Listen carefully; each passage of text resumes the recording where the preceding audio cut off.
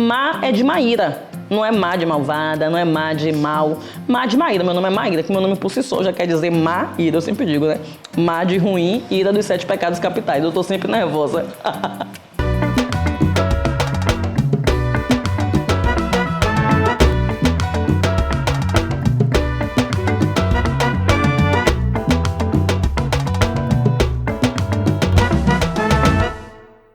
Nós somos uma junção de tudo que faz parte da nossa história. Eu sou Maíra, neta de Bia, filha de Mira, filha de Evangivaldo, mãe de Alade, de Ayana, esposa de Marcos, jornalista, atriz, escritora, sabe, sobrinha de tantos. Eu sou uma mulher preta em processo permanente de construção, tentando resistir para não enlouquecer. Eu não sei se eu vou conseguir ser essa Maíra que as pessoas esperam, né, do humor fácil. Porque ainda que eu tenha, né, eu sempre digo, né, apesar de tanto não, somos nós a alegria da cidade, essa música do professor Jorge Portugal, a consciência tirou de mim a leveza da Maíra daquela infância, da Maíra de plataforma, que adorava andar de bicicleta, que saía correndo, que pulava muro. Porque eu tenho consciência hoje em dia que estar nos lugares que eu estou, muitas vezes é um lugar de solidão, é um lugar desafiador, é um lugar violento, né, que violenta meu corpo, mas violenta também minha mente, sabe, que adoece. Eu vejo várias mulheres pretas que estão adentrando nesses espaços ficando adoecidas. Então essa é uma das maiores diferenças, é a doença da consciência, de você olhar em volta e você contar quantos de nós tem, sabe? E isso daí eu fui aprendendo muito cedo e eu acho que isso é um lugar doloroso, porque a gente está sempre contando, tem quantos aqui? Por que a gente está ali ainda? Por que a gente ainda continua apenas limpando? Por que as pessoas desconfiam da nossa capacidade de produzir, da nossa capacidade de criar? Então tem essa, porque a Maíra de antes era aquela Maíra sonhadora que acreditava que era possível. E ainda que eu realizei esse meu sonho de estar nesses lugares, hoje em dia o meu único sonho é que as pessoas não duvidem da capacidade minha e dos meus. Sou jornalista por formação, eu escolhi que seria jornalista, eu tinha 11 anos, eu adoro ler, sempre gostei muito disso e eu queria fazer isso, eu queria que as pessoas lessem aquilo que eu escrevia. E eu costumo dizer que eu me tornei jornalista por conta da revista da TV, né, que vinha no encarte do jornal de domingo, que o jornal de domingo antigamente você conseguia ler ele ao longo da semana, de tantos cadernos especiais que tinha. E minha avó, hoje em dia eu consigo compreender, eu fui uma criança muito traquina, né, eu fazia muitas coisas. E aí era a forma que minha avó tinha de me manter quieta. Minha avó fazia assim pra mim, lê aqui o jornal da novela. Ela fala assim, lê aqui pra mim o jornal da novela. E hoje em dia eu consigo entender que era a sagacidade daquela mulher pra tentar manter aquela criança preta, danada, concentrada. Isso aí foi despertando em mim o interesse pela leitura, sabe? Minha avó sabia ler, minha avó tinha outras coisas pra fazer, mas ela queria me manter ocupada. Então assim, eu preciso tirar essa menina traquina de algum desafio que ela possa cair. Então ela me pedia pra ler o jornal da novela pra ela. E aquilo foi despertando em mim o interesse pela leitura e também o amor pelas artes, que eu nem sabia que no futuro eu iria me tornar atriz. Então, e o que eu trago da minha profissão para a educação dos meus filhos é o poder da comunicação. Eu educo para meus filhos que eles precisam dizer exatamente o que sentem. Sabe, eu tenho uma filha menor de 3 anos, eu digo para ela, não adianta você chorar sem você dizer exatamente porque você está chorando. Nem sempre, e é muito cruel dizer para os meus filhos que nem sempre os choros deles vão comover. Sabe, os choros de meus filhos vão comover a mim, aos pais deles, mas muitas vezes a sociedade não vai se comover com crianças iguais a eles chorando. Então eu tive que ensinar aos meus filhos desde cedo a dizer, eu preciso disso, eu estou sentindo isso, precisar verbalizar, oralizar os sentimentos. E isso é uma coisa que eu aprendi com a comunicação e que eu trago para dentro da minha casa. Isso faz parte da formação dos meus filhos. Entender o poder da comunicação, inclusive para se manter vivo. Eu tenho um menino preto, né, adolescente de 16 anos, e eu sei que parece muito clichê para quem vem de uma família preta, para quem é mãe de adolescente preto, mas eu tenho que educar meu filho para saber como ele vai se comportar e como ele vai conversar com determinadas pessoas em determinados lugares. E eu tive essa conversa com meu filho muito cedo. Recentemente, a gente foi saindo essa semana. E aí, Diogo, né, perguntou, meu tio, você pegou seu documento? E aí meu filho respondeu assim, tio, eu acho que desde que eu tenho 11 anos, que eu não saio de casa sem documento.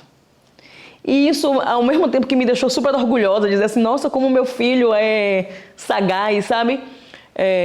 Que é fruto dessa educação que eu dou para ele, mostrou também que desde 11 anos que meu filho tem um pouco menos de infância, porque ele já sabia que o corpo dele poderia ser visto como um lugar a ser acessado por várias pessoas. Então ele sabia que o documento era uma forma, inclusive, dele precisar provar que ele era ainda um adolescente, ainda uma criança. Então, assim, eu sempre mostrei para meu filho que a comunicação é uma arma poderosa para ele poder chegar em determinados espaços. Muitas vezes eu termino de fazer um vídeo e eu tô chorando. Eu já fiz live de trabalho com minha filha sendo amamentada. E eu fazia live daqui para cima. E eu tava, às vezes, eu já fiz espetáculo tensa porque meu filho tava, né, não estava muito bem. Só que isso daí, Isis, não é uma coisa que acontece apenas comigo. Essa é a realidade da maioria das mães, em especial das mães pretas. Ou a gente se anula, ou a gente abre mão de determinados sonhos, ou a gente adoece tentando dar conta de tudo, que é o que mais acontece. Porque para eu conseguir, hoje em dia, assegurar que meus filhos tenham o básico organizado, eu preciso muitas vezes estar ausente. E muitas vezes, quando eu começo a me questionar sobre minhas ausências, eu preciso lembrar das minhas ancestrais que muitas vezes criaram seus filhos à distância mesmo. Porque para poder botar de comer dentro de casa, essas mulheres às vezes nem nas suas casas iriam. Os pais sempre me disseram que o estudo era a única coisa que ninguém podia tirar de mim. Minha mãe é professora, meu pai é servidor público, né? Então, assim, meu pai sempre me dizia isso: vocês têm que estudar, a gente mora na periferia para vocês terem uma escola de qualidade. Então, assim, eu sempre tive muito essa coisa. Então, assim, eu sempre fui muito dedicada na escola. Quando eu fiz minha monografia, minha monografia foi a primeira monografia da escola a ter um recorte racial, que eu falava sobre a influência da televisão na formação da identidade da criança negra. Então sempre foi um processo também, ao mesmo tempo, de pioneirismo, de estar entrando em lugares que pessoas próximas a mim não tinham aquele acesso. Então, assim, eu estava tendo que descobrir sozinha. Então foi um caminho também de solidão. Porque muitas vezes eu chegava em casa e eu não tinha quem conseguisse discutir sobre aquelas questões que eu estava falando, não por falta de conhecimento, mas por falta de vivência. Essas pessoas não tinham esse acesso. E aí eu comecei a trabalhar, eu fiz parte de um projeto do Instituto Cultural Steve Biko, em formação com a Fulbright, que é uma organização internacional, que era o projeto de formação de jovens lideranças negras. Isso há muito tempo, quando eu era jovem. Que foi a primeira turma do POMPA, Open Minds, Open Doors, que era um projeto de formação de jovens negros. E aí, no final desse projeto, a gente tinha que estagiar em alguns lugares. E aí eu fui estagiar no gabinete de Olívia Santana, que é, hoje em dia, deputada estadual da Bahia. E aí, quando eu fui trabalhar no gabinete de Olívia, eu fui entendendo melhor sobre assessoria de comunicação. E foi onde eu me encontrei. Eu amava ser assessora de comunicação. Eu amava criar um plano de comunicação, estruturar a comunicação daquele mandato, pensar nas coisas do que ela era vereadora na época, do que a vereadora deveria falar, de como ela deveria pensar. Eu gostava muito daquilo. Mas o meu grande sonho era trabalhar no jornal à tarde. Então eu nunca imaginei que vou me tornar uma influenciadora. Inclusive é um termo que eu não uso para me definir, sabe? Porque todos nós somos influenciadores e influenciadoras e todos nós somos influenciáveis e influenciados por outras pessoas. Eu fiz o primeiro vídeo brincando. Na época eu fazia a aula de dança com o professor Zebrinha. E aí uma amiga me pediu um conselho e uma outra amiga me pediu também. E eu achei que as situações eram semelhantes. Eu falei, eu brinquei assim, eu vou fazer um vídeo que é pra você guardar. Aí quando você tiver dúvida, você vai lá e aperta de novo. As pessoas me acham muito engraçada e eu sempre digo assim, eu não sei se eu sou engraçada, eu acho que eu sou baiana, porque acho que a gente tem uma forma única da gente falar, da gente se conectar. E eu sou muito prática na vida, eu sou muito prática. Então às vezes eu digo, minha filha, você não tá vendo que esse homem é pombo sujo? Se você quiser pegar, você pega, mas ele é fuleiro. Agora eu também sempre fui uma pessoa que eu nunca julguei as escolhas dos outros. Se eu falasse assim, eu acho ele horrível. Mas se tiver bom pra você, tá bom pra mim também. Porque não é da minha conta. Eu sempre fui muito prática na vida, assim, do tipo, você tá vendo que esse cara não é bacana, mas não tá legal? Vai ficar com ele que tá legal pra você. Tá tudo certo pra todo mundo. E aí eu brinquei com esse vídeo. E esse vídeo meio que viralizou. Teve 10 mil curtidas, assim. Não foi no Facebook, nem no YouTube. Eu falei, eu sou Whindersson Nunes já, tô muito famosa. E é muito engraçado, porque aí eu fui fazendo esses vídeos muito para me divertir. Assim, eu não tinha nenhuma intenção, mas eu sempre percebo que, na maioria das vezes, o que acontece com mulheres pretas, né? Precisou do escárnio, de eu ser ridicularizada, para que eu fosse... E aí, às vezes, a gente sempre precisa da validação de fora, para que as pessoas respeitem a gente. Quando eu comecei a fazer esses vídeos foram foram incorporando nas redes sociais. Eu fui muito ridicularizada, inclusive, por outros jornalistas daqui de Salvador. Sabe, como as pessoas faziam muita piada. E aí eu comecei a ter dúvida. Inclusive amigos meus diziam, eu acho que isso é uma palhaçada, você deveria parar. Então eu comecei a ter dúvida disso. E eu gosto muito de contar essa história porque o meu maior sonho, aí dos sonhos que eu digo que a gente vai refazendo nossos sonhos, é reencontrar essa menina. Porque quando foi um dia eu estava no Iguatemi, que agora é Shopping da Bahia, andando com minha amiga, falando disso, é que eu tô sendo ridicularizada, acho que eu vou parar. E de repente eu tava andando, eu tinha comprado uma bolsa de grife pra mim, que hoje em dia eu até entendo que não era de grife, mas que era grife pra mim naquela época, era o meu dinheiro dava. Então eu tava toda alegre que eu tinha comprado uma bolsa de grife pra mim, com o meu 10º. E quando eu tô andando, daqui a pouco uma menina começou a me seguir no shopping. E quando a menina começou a me seguir, eu preta, nega, de plataforma, eu falei pra minha amiga, eu falei, só que a menina tava com uma camisa branca e uma calça azul, que é uma roupa muito semelhante com a roupa que as guardetes do shopping usam. Eu falei, essa mulher tá me seguindo. Virei pra minha amiga e falei, eu vou dar nela, que ela tá achando que eu roubei. Olha só o que vai dar aqui, a putaria que vai dar. Falei isso e continuei andando.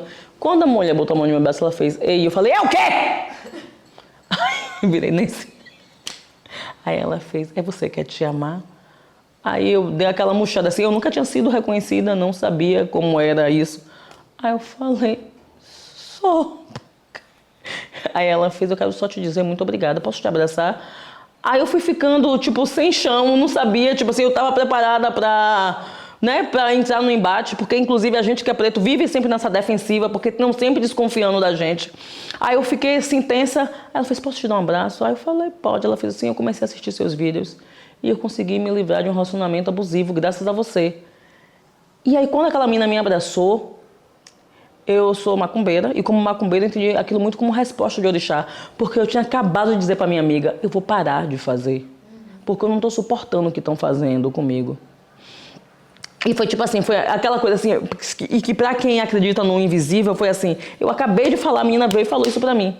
E quando ela me falou isso pra mim, eu falei, isso é a resposta, porque se eu conseguir tirar uma mulher de um relacionamento abusivo, eu já fiz a diferença, não importa quem está me ridicularizando. Alguém saiu de uma relação. E isso começou a acontecer com uma constância, sabe? Eu estava uma vez no Ministério Público, eu fui fazer xixi e uma mulher fez, eu quero falar com você. Eu falei, minha filha, eu estou fazendo xixi. Ela fez, eu vou esperar o tempo que for. Eu falei, meu Deus do céu, até se eu quiser cagar, não vou poder cagar, que a mulher está aqui me esperando. E aí quando eu saí, ela fez, eu preciso te dar um abraço. E ela parecia uma senhora, assim, de uns quase 70 anos. Ela estava usando uma bengala, ela toda com dificuldade de locomoção, muito debilitada. E aí eu falei, ela fez assim, eu gosto muito do seu trabalho. Eu falei, obrigada. Ela fez, você salvou a minha vida. Aí eu falei, foi. E aquela coisa assim, e quando a gente está passando por esse processo de se tornar uma pessoa conhecida, a gente ainda não sabe ainda como lidar com isso. Então eu ficava sempre muito sem saber. Aí ela fez assim, eu passei a noite toda querendo saber o que eu podia fazer para tirar a minha vida. E eu não sei como apareceu um vídeo seu. E aí eu fiquei assistindo, E quando eu fui ver, já tinha amanhecido. E eu desisti da ideia de tirar a minha vida. E saí de casa e larguei o marido lá. Resumindo, a mulher tinha 46 anos. O cara batia nela todos os dias. Ela não tinha noção de que aquilo era, tipo, algo errado, porque ela já tinha se habituado àquilo. Ela tinha, tipo, mais de 20 anos de casada. E ela disse que foi depois de ir assistindo meus vídeos, ela foi conseguindo compreender. E ela estava usando, inclusive, a bengala de apoio para poder se locomover, porque acho que ele tinha dado um chute na perna dela e tinha quebrado algum osso. Então, assim, ela estava muito debilitada por conta disso. E ela ter me agradecido que conseguiu sair dessa relação por mais de 20 anos, foi a certeza. Foram esses 2 depoimentos que fizeram assim, eu não posso parar. Não importa quem me ridiculariza. Eu estou salvando vidas com isso que eu estou fazendo, sabe? Porque até então eu também não acreditava em mim. E eu sempre costumo dizer que pra gente que é preta, a gente não foi ensinada a ter essa autoestima, essa certeza, essa segurança. A gente está sempre duvidando da gente. A gente está sempre achando... As pessoas falam de síndrome do impostor. Eu sempre digo com a gente que é preto, não é síndrome do impostor. O racismo tirou da gente nossa segurança. A gente sempre duvida da nossa capacidade, porque duvidam da gente o tempo todo. Sabe, as pessoas não vão acreditar que, nossa, você é um grande produtor de conteúdo da internet. Eu sempre vou dar exemplo de Alexandre, que está sempre viralizando. E as pessoas não vão achar que esse menino está sempre viralizando. Eu já vi o conteúdo dele, tipo, alguém pegar o conteúdo dele, botar uma outra cara e falar assim, não, eu já tinha visto, foi esse menino que fez. Porque parece que não pode ser da gente aquilo que é muito bom. Aquilo que é muito bem feito não pode ter saído da nossa cabeça. Quando você chega em um manicômio, ainda hoje, o maior percentual são de pessoas pretas, porque o racismo enlouquece. Porque faz, inclusive, a gente duvidar. Quando a gente aponta um caso de racismo, faz, ai, gente, é esvaziamento de pauta. Ai, lá vai eles falar sobre isso de novo. Ai, que mimimi. Então a gente também começa a duvidar. A gente faz, eu acho que talvez eu esteja exagerando. Será? E aí, quando vai ver, a gente está duvidando da gente. E duvidar da gente mesmo é o primeiro passo para a gente enlouquecer. Porque se eu não acredito no que eu penso, imagina, eu começo a duvidar do que eu penso, eu estou entrando na loucura. Então, assim, eu não estou bem emocionalmente, eu não estou bem psicologicamente. E para mim é muito importante verbalizar isso, oralizar isso. Eu não estou bem, mas eu não estou bem sozinha. Tipo, eu acho que ninguém está bem. E a gente está cada vez mais naturalizando e normalizando comportamentos escrotos, sabe? E às vezes, para não se tornar a chata do rolê, para não se tornar inconveniente, a gente está ficando calada. Eu, inclusive, cada vez mais tem coisas que eu não quero mais falar, porque assim, eu não quero ser atacada, porque na hora da porrada, Isis, na hora do ataque, a gente está só. Tem uma relação com Salvador, eu sempre digo assim, Salvador é aquele boy lixo, que você sabe que não vale nada, que é fuleiro, mas que você não consegue largar, que você vai assim, pô, mas ele é tão gostoso. Porque, pra quem é de fora, Salvador é aquela delícia. As pessoas dizem que aqui é a Roma Negra, todo mundo quer vir aqui vivenciar esse axé, né?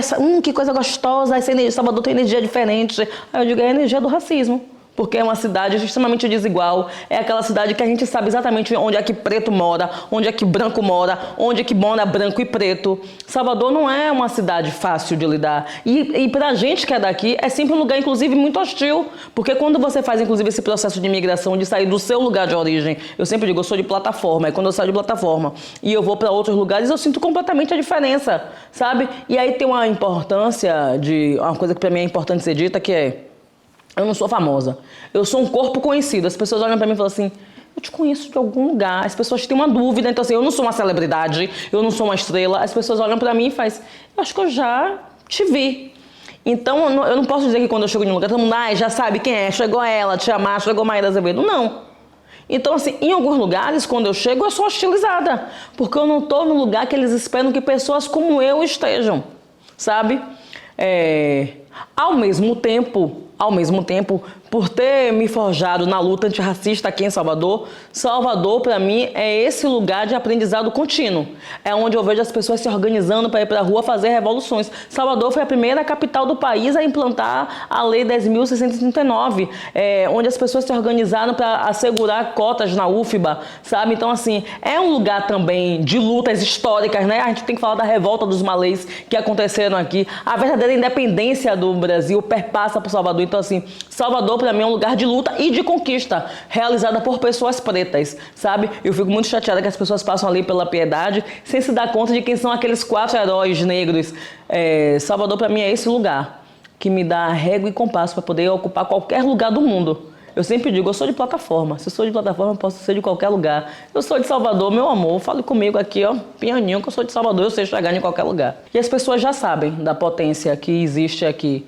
Eu acho que tem ainda uma dificuldade no mercado, que ainda está concentrado lá, de reconhecer. Mas eu acho que cada vez mais a gente precisa fazer o dinheiro circular entre a gente. E esse poder também. Eu sempre digo assim, ó, eu tenho que, quando olhar, eu quero dar referências de Alexandre, que é daqui. Eu quero falar de Rafaela Moreira, com a menina que, pra mim, tem um engajamento absurdo, sabe? Eu quero falar de Lori Ruffs, porque a gente aqui tem grandes pessoas que produzem. Eu tô falando só de produção de conteúdo, tá? Eu não tô nem falando de outras coisas, que como a gente tá falando aqui muito de internet. Então, assim, eu quero falar de Alisson, sabe? São pessoas que estão fazendo histórica. O Christian Bell, que se tornou um empresário de sucesso, sabe? Belly Dalton, que é uma menina engraçadíssima. Então, só que essas pessoas querem, inclusive, apagar essas histórias. Não falta nada. Salvador é potente. E a gente sabe disso. Eu sempre falo, existe a tecnologia da sobrevivência que só a gente tem. Porque a gente precisa se reinventar o tempo todo, sem inclusive ter acesso, sem ter o dinheiro. A gente faz muito. A gente faz muito com o pouco que a gente tem. E com tudo que querem apagar a gente continua acendendo. Acendendo mesmo, que eu tô falando assim, ó, o fogo que é a gente. Porque às vezes a gente nem acende de acender, mas a gente está sempre esquentando os nossos, fazendo fogo para não deixar que a gente morra de frio, desse frio da solidão que tentam impor pra gente. A gente se esquenta.